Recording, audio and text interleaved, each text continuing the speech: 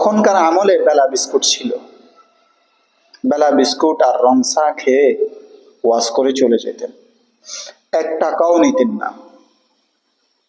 তাদের কথার তাসির এখন বর্তমান জমানার ওয়াজও ব্যাটলো, মসজিদও ব্যাটলো, মাদ্রাসা ব্যাটলো, সবকিছু ব্যাটলো, মানুষ নামাজি হচ্ছে না। মানুষ সুদের মধ্যে নিমজ্জিত, মানুষ ঘুষের মধ্যে নিমজ্জিত সব সময়। কারণ কি? আপনারা যেরকম চান আল্লাহ পাক রব্বুল আলামিন ওরকমের ব্যবস্থা করে দিয়েছেন।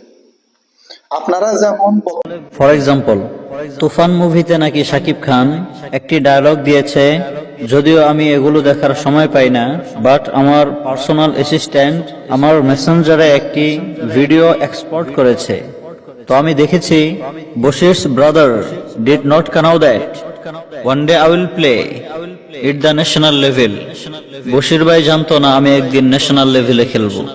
এই হচ্ছে লেভেল আপ। আলু Arjun gave dialogues in same Pushpa 2 movie. Pushpa 2 মুভিতে আলু অর্জুন রাহমাতুল্লাহি ওয়া বারাকাতুহু নাহমাদুহু ওয়া নুসাল্লি আলা রাসূলিহিল কারীম আম্মা বা'দ ফাআউযু বিল্লাহি মিনাশ শাইতানির রাজীম বিসমিল্লাহির রহমানির রহিম। আমার সম্মানিত অডিয়েন্স, বক্তার অবস্থা তো দেখছেন। আমি আমার থাম্বনেইলের মধ্যে দিয়েছিলাম যে সবচাইতে বড় আলেম পাওয়া গেছে, সব দোষ কাদের, এই থাম্বনেইল দিয়েছিলাম। ভাই দোস্ত বুজুর্গ, আমার সম্মানিত অডিয়েন্স, এই বক্তাটা যে কথাগুলা বলল, শাকিব খানের একটা ছবির মধ্যে তুফান মুভি কি কি বলে, শাকিব খানের একটা ছবির মধ্যে কি কি ডায়লগ দিছিল, তুফান মুভির মধ্যে কি ডায়লগ দিছিল। আচ্ছা আপনারা বলেন, এগুলা কি ওয়াজের বিষয়বস্তু? আপনারা বলেন। সবচাইতে বড় আলেম থাম্বনেইলের মধ্যে কেন দিলাম? এই বাংলার জমিনে, এই পৃথিবীতে, এই দেশে মানুষ মনে করে সবচাইতে বড় আলেম হলো ওই ব্যক্তি, সেই ব্যক্তি ইংরেজিতে কথা বলতে পারে। আমি এই জন্য থাম্বনেইলের মধ্যে এই কথাটা লিখলাম। পৃথিবীর মানুষ, বাংলাদেশের বেশিরভাগ মানুষ, পৃথিবীর পরের কথা, শুধু বাংলাদেশের মানুষ এত বোকা, এত বোকা, মানুষ মনে করে যেই ওয়াজের মঞ্চে ইংরেজি বলতে পারে সেই মনে হয় সবচাইতে বড় আলেম, সে মনে হয় সবচাইতে বড় আলেম। এদেরকে দাওয়াত দিয়ে কনে, এদেরকে দাওয়াতটা দিয়ে কনে, এরা যে চান্স পায় দাওয়াতটা দিয়ে কনে, আমরা দিই, আমরা দোষটা হলো আমাদের। আমি যে থাম্বনেইলের মধ্যে লিখলাম যে সব দোষ কাদের, সব দোষ আমাদের। আমরা বক্তা চিনি না, আমরা বক্তা চিনি না। আহারে, আগেরকার দিনে আলেম ওলামারা আলোচনা করতেন, ইনশাআল্লাহ আলহামদুলিল্লাহ, আল্লাহ তাআলা শুকর, আলোচনা আমরাও করি কম বেশ। কোরআন এবং হাদিসের আলোচনা শেষ করা যায় না। কোরআন হলো জামিউল মানি, যেটার শুরু আছে শেষ নাই। দোষটা কাদের? দোষটা হলো আমাদের। আন্ডা বেচা টাকা, ডিম বেচা পয়সা, চাউল বেচা পয়সা, দুনিয়ার এই যখন শীত আসে তখন ওই ভিক্ষা করার জন্য ছাত্রদেরকে নামায় দেয়। এ বাটফার টাউটদেরকে 70,000 টাকা 1 লক্ষ টাকা দেওয়ার জন্য, ভিক্ষা করার জন্য নামায় দিব, ভিক্ষা করার জন্য নামায় দিব।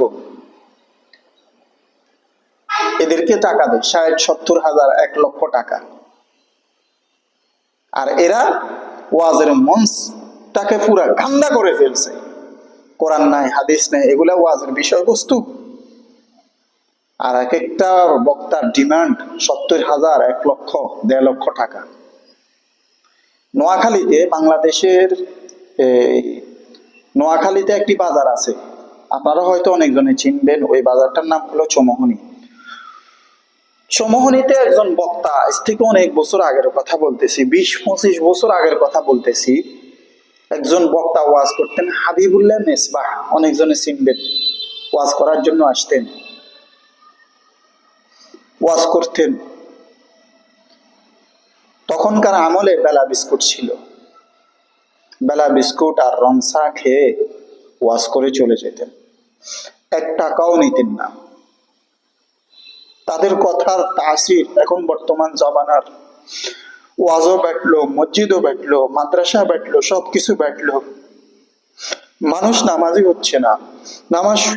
মানুষ সুদের মধ্যে নিমজ্জিত, মানুষ ঘুষের মধ্যে নিমজ্জিত সব সময়। কারণ কি?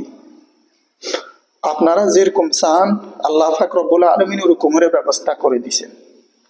আপনারা যেমন, বক্তাগুলো তেমন।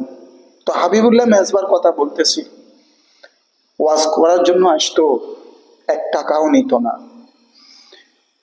তখনকার আমলে হেঁটে হেঁটে হেঁটে হেঁটে আসতো, হেঁটে হেঁটে এসে ওয়াজ করতো, তারপর ওয়াজ করে আলোচনা করে বেলা বিস্কুট খেয়ে, রং চা এবং বেলা বিস্কুট খেয়ে ওয়াজ করে হেঁটে চলে যেত।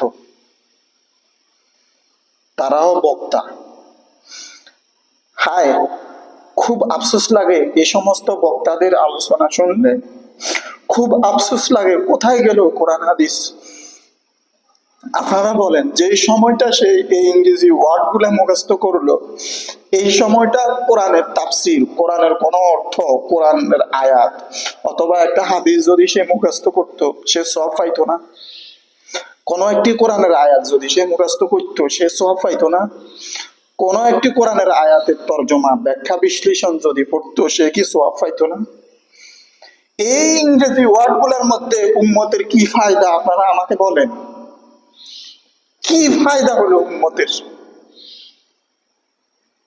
আগেরকার দিনের বক্তারা আলোচনা করতো, আলোচনার মধ্যে ছিল তাসির। এখন বর্তমান জামানায় কানসু কানসু, যতক্ষণ ওয়াজ শুনবো এতক্ষণ একটু মনটা ভালো লাগে, তারপরে শেষ হয়ে যায়। আরে মানুষ, ভাই দোস্ত বুজুর্গ, খুবই কষ্ট লাগে এই সমস্ত বক্তাদের, খুব কষ্ট লাগে। সাইদি সাহেব, উনি ওয়াজ করছেন না, উনি ওয়াজ করে না। আল্লাহ তাআলা ওনাকে জান্নাতুল ফেরদাউস নসিব করুক। মিজানুর রহমান আজহারী সাহেব, উনি ইংরেজি বললেও কোরআন হাদিসের আলোচনা উনি করে না, অবশ্যই করে, কিন্তু তাদের মতো তো এইসব বক্তারা হইতে পারলো না। এই যে হাবিবুল্লাহ মেজবাই সাহেবের কথা বললাম, আহারে, তারাও আলোচনা করতো, 1 টাকাও নিত না। হ্যাঁ, টাকা নেওয়া কি অপরাধ নেই? হ্যাঁ, টাকা নেওয়া অপরাধ নয়। এরা তখনকার আমলে যে আলোচনাগুলা আলেম ওলামারা করতো, তাদেরকে 1 ঘন্টার বিনিময়ে 2 লক্ষ টাকা দিলেও লস হতো না। কিন্তু এরা তো টাকা নিত না, তারা আল্লাহর জন্য আলোচনা করতেন। ভাই দোস্ত বুজুর্গ, আল্লাহ পাক রব্বুল আলামিন এই সমস্ত ফিতনাবাজ বক্তাদের থেকে আমাদের প্রত্যেককে হেফাজত করুক। ওয়া মা আলাইনা ইল্লাল বালাগ।